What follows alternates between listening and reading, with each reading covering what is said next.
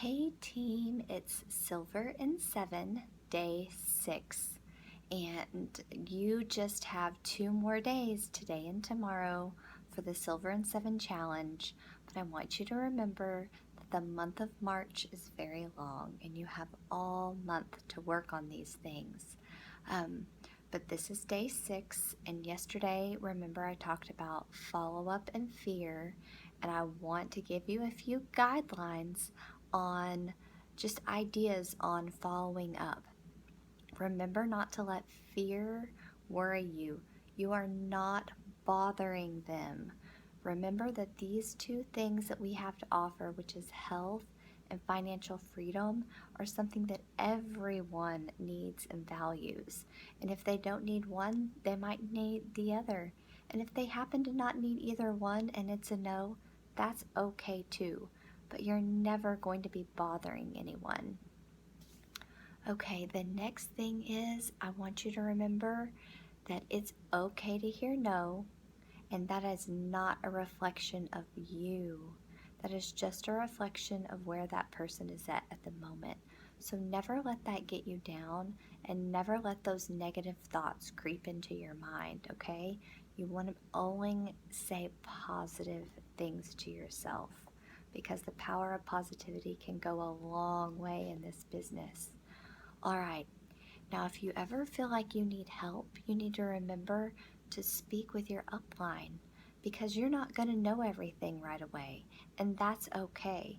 So if someone asks you a question and you're not sure, I would just say something like, you know, I would like to know that information too. I'm going to do a little research. I have a few people I know that are experts on this, and I'm going to get back with you. And make sure that you're very prompt. Find out what they're looking for right away, and using the search button on Facebook on any of the team pages will be very, very helpful for you when you're looking for information. Okay? Um, the next thing is um, always let them know when you're going to check in on them next. If you had a business, or I mean, an opportunity event, or I was going to say a business meeting or a sip and see, then it would be good for you to follow up within 24 hours while it's still fresh on their mind. Um, Always present new information when you're following up. If this is someone that you're still hoping will become a customer or an ambassador under you, make sure you present new information. You might run across an article or a diamond documentary you think would be fantastic for them, and you could send it right over. All right, set. Okay, here's another thing I want to talk about.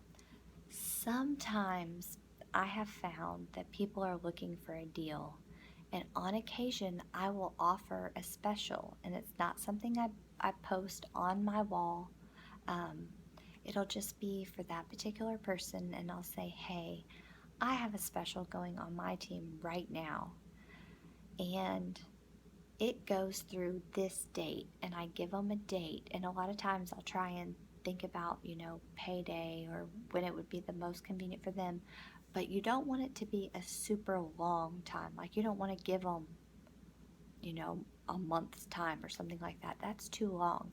You want to give them a small amount of time, that if they become a customer or ambassador, that they would get that deal in that set amount of time. And sometimes that gives people the sense of urgency, and they act on impulse. Lots of people act on impulse, and so that will help you close the deal. Make sure you are talking to your upline constantly and letting them know the conversations that you've had with people, because they might be able to tweak that a little bit for you and help you close the deal the next time. I had to do this quite often. Sometimes my wording wasn't quite right, and Jessica would help me tweak it a little bit, and it made a world of difference when it came to closing the deal. So follow up is super important. I'm in my grandparents' house. It's very dark. Let me make sure I got everything I wanted to tell you. Another thing is, when you don't follow up with someone, sometimes it makes that, or it could make that person feel like you're not going to support them if they did decide to go on the journey. A few weeks later, when you haven't followed up and they're finally ready to try, they might go on Facebook and they might look and see who the person is in their feed that's posting actively, and that might appear like they would be the person to support them on their journey the most. We see this happen often. I've lost several really good friends to other ambassadors because I was not following up. It was my personal mistake. I missed out because I didn't follow up.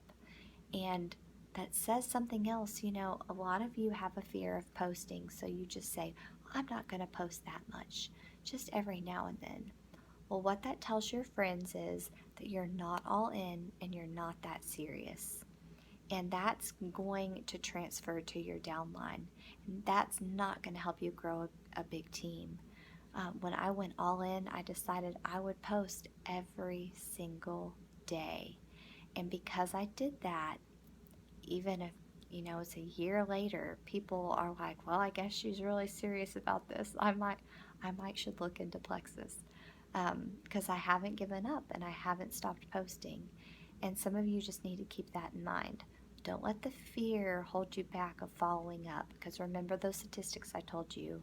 80% of sales are made on the 5th to 12th contact. All right, good luck on day 6, guys. Keep adding to that list. Keep talking to as many people as you can. I can't wait to see how many people have gone silver at the end of day 7. Love you guys.